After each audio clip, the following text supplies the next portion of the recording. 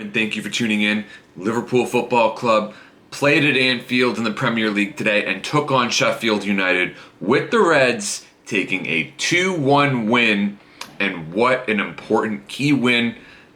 Liverpool now winning its first two games without Virgil van Dijk in the side. Life goes on, as hard as it is without the best center back in the world. Players are stepping up. First and foremost, Joe Gomez, another brilliant match, arguably a man of the match performance. I have no tolerance whatsoever for anyone who says bin Joe Gomez. Here's the hard truth. Joe Gomez is England's best center back, without question, a top 10 center back in the world, and possibly a top 5 center back in the world.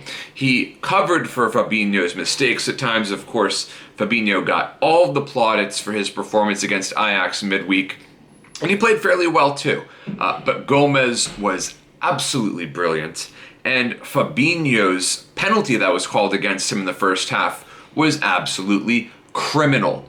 Another horrendous VAR decision going against Liverpool. And when you look at Harry Maguire's American football style tackle made on Cesar Azpilicueta in the Manchester United-Chelsea match, you have to wonder if there is some sort of match-fixing agenda at play, or is VAR simply just broken?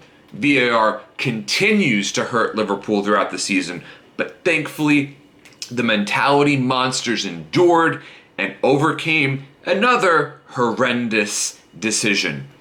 Roberto Firmino, who sometimes struggles to score at home, put one in the back of the net today. Wonderful to see Liverpool's number 9 score. And of course, he had the opportunity to play back as the number 10 in the hole behind Mo Salah, playing centrally for a change. So Klopp opted to change things up. You know, Jurgen Klopp went with a 4-2-3-1 instead of the usual 4-3-3. I mentioned early on in the season that we may see this formation more as the season progresses, because Takumi Minamino could force his way into the side with all of his talent. Turns out Diogo Jota has forced his way into the side even sooner. After a terrific performance against Ajax in midweek, Klopp could not afford to leave him on the bench. Totally understand that. And then Jota scored the winner, set up by none other than Super Sadio Super Mane,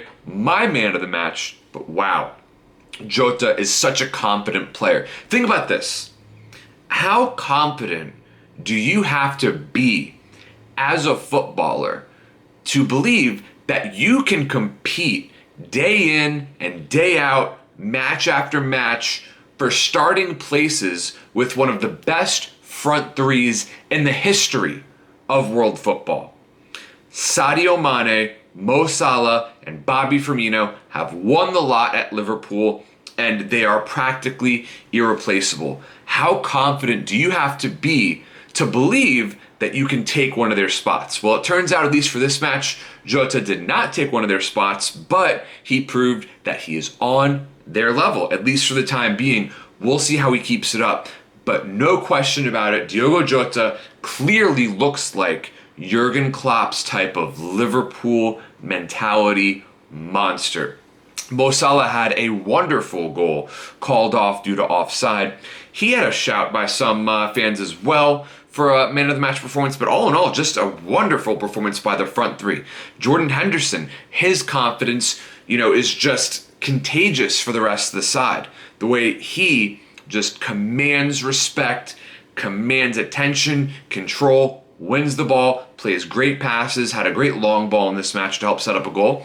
And, just can't say enough about how important Jordan Henderson is. And Gini Wijnaldum, his control of the ball was wonderful. Man, it's so hard to believe that he wants to leave at the end of the season when he's playing such brilliant football. But of course, he has more to offer than just control. He can do more with his attacking ability, although he kind of fell a little bit short with the end product today. But when it came to killing off the match and securing the 2-1 victory, Wijnaldum was absolutely superb. So hopefully Trent Alexander-Arnold can continue to improve defensively. Patchy form early on so far this season.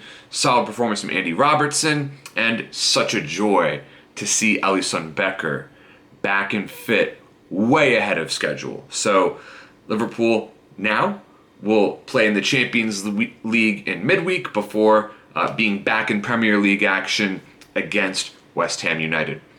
Thank you so much for tuning in, and please subscribe to my channel.